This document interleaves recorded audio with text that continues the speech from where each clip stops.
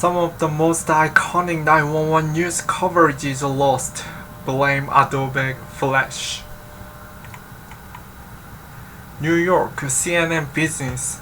Journalism is often considered the first draft of history, but what happens when that draft is written on the software program that becomes obsolete? Adobe ending support for Flash, each once ubiquitous multimedia content player last year, meant that some of the news coverage of the September 11th attacks and other major events from the early days of online journalism are no longer accessible. For example, the Washington Post and ABC News both have broken experience within their September 11th coverage, viewable in the Internet Archive. CNN's online coverage of September 11th also has been impacted by the end of Flash.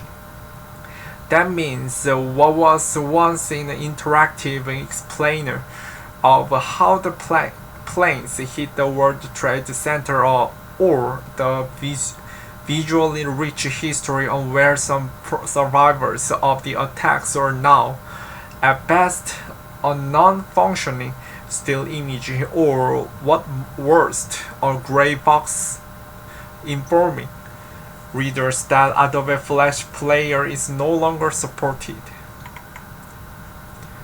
An interactive piece from ABC News detailing the flight path of the planes that hit the World Trade Center is no longer viewable because it was built on Adobe Flash. Dan Pacheco, professor of practice and chair of journalism innovation at Syracuse University's Newhouse School, has experienced the issue firsthand. As an online producer for the Post website in the late 1990s and later for American Online, some of the work he helped build has disappeared. This is really about the problem of what I call the boneyard of the internet. Everything that's not a piece of text or the flat picture is basically destined to rot and die when new method of delivering the content replace it, Pacheco told CNN Business. I just feel like the internet is rotting on an even faster pace. I can't, ironically, because of innovation. It shouldn't.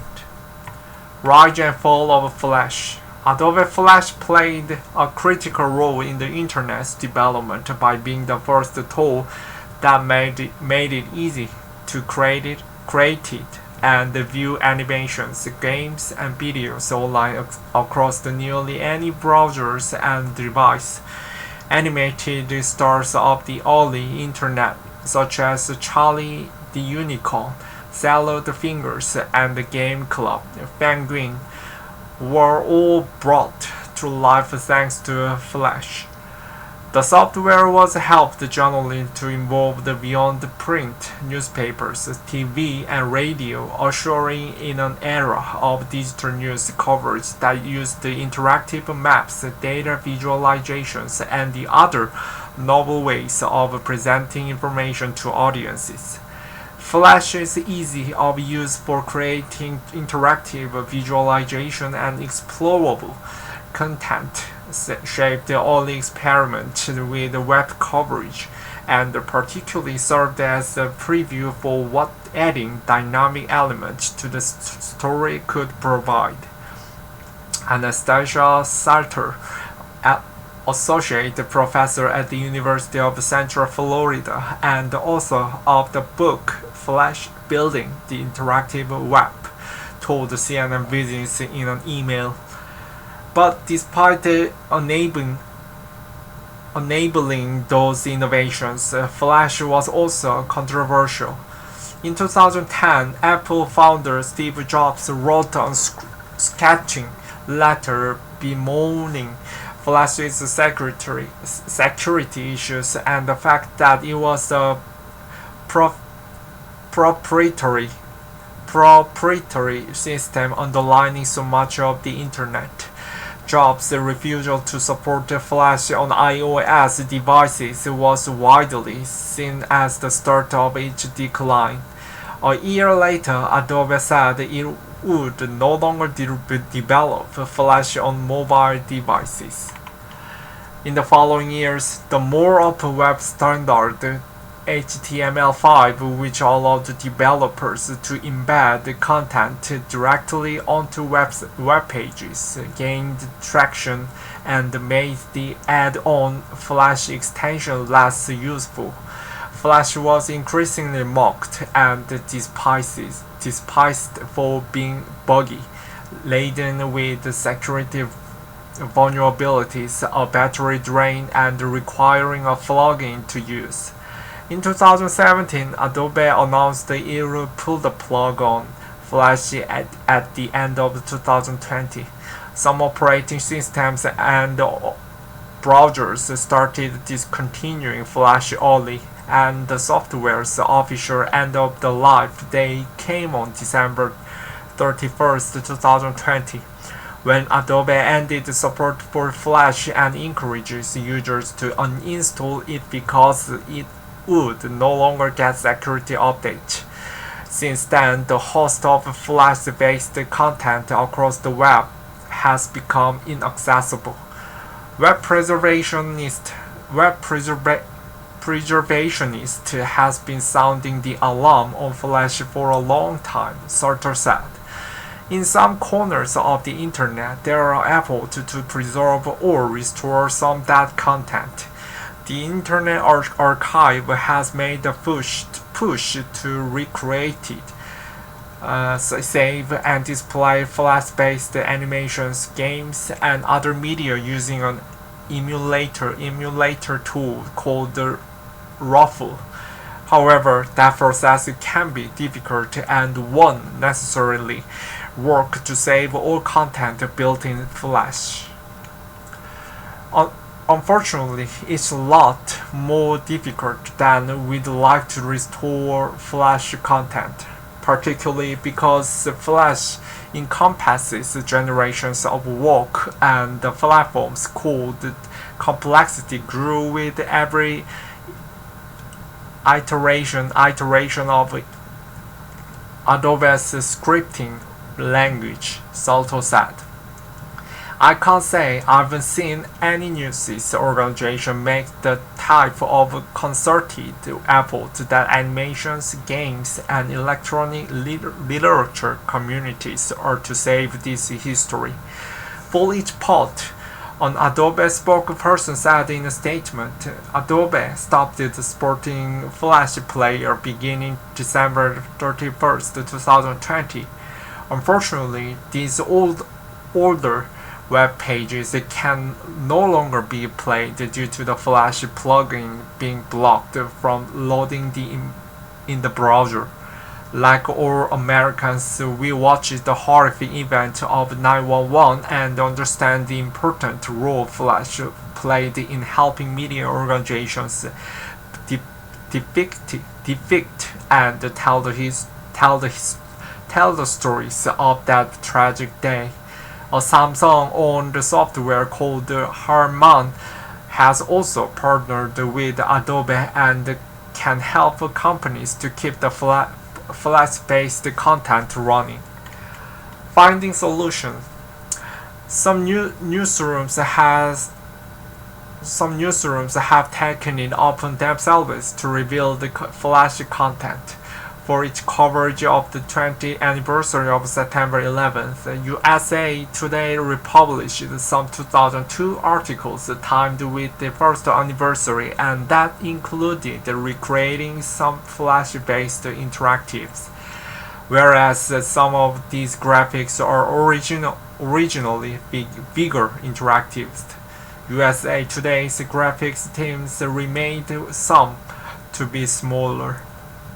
We played with the limitation a little bit because this is a more relaxed and more solemn and calm way to look at the stories, said Xavier Saracina, graphics director at USA Today. We are not doing a facsimile. We are taking a curated look at what we published 20 years ago. One of the stories USA Today published in 2002 was the investigation into the elevator system in the World Trade Center that included a flash graphic explaining how people got trapped inside them into September 11, 2001. The USA Today team chose to remake that graphic and republished it earlier this week. USA Today has achieved many of its old interactives by storing the original files on its servers. Since some of the online interactives were converted for the print newspaper, they also saved the associated static graphics. Jarasina said he was able to open some of the files originally made in Adobe's freehand software in the newer creative software suite called Affinity. An interactive CNN feature on the fallout from 9/11 is broken following the end of Flash. The New York Times has brought back some of its old Flash-based interactives by using Ruffle, an Adobe Flash player emulator that is part of the open source project, said Jordan Cohen, the Times executive director of communications. The Times cares about preserving the digital history of the early days of web journalism, and through several site migrations, we have made sure to preserve pages as they were originally published on archive.newyorktimes.com. Cohen wrote in an email, "We hope in the future will enable our readers to experience all of our Flash interactives, but not every media organization is as dedicated to archiving. News companies are in the business of this very minute and tomorrow," said Pacheco, the Syracuse professor. "We are not libraries." Jason Tuhey, managing editor for digital at the Boston Globe, said in a statement that his team planned to revive some of our archive coverage for the September 11th anniversary. But in many ways, the best material we can provide our readers is journalism that puts the anniversary in context and perspective, rather than simply repeating what we ran in the past.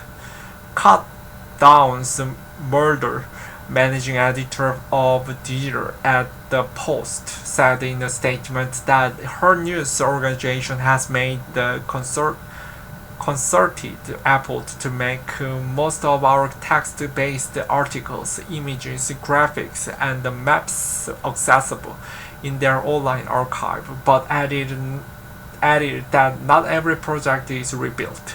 CNN and ABC News declines to detail any plans to rebuild the Flash-based interactives.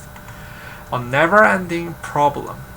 The limitations of news organizations' archives does not start or end with Flash.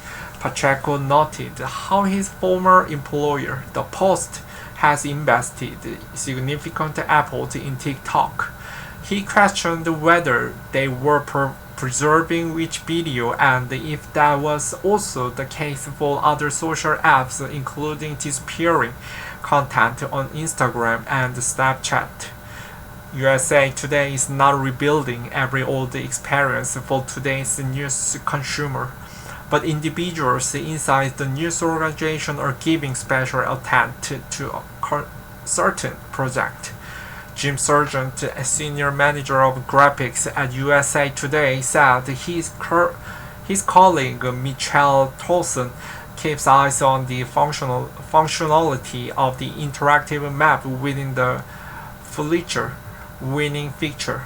The war about the US-Mexico border and the former President Donald Trump's campaign to build a wall.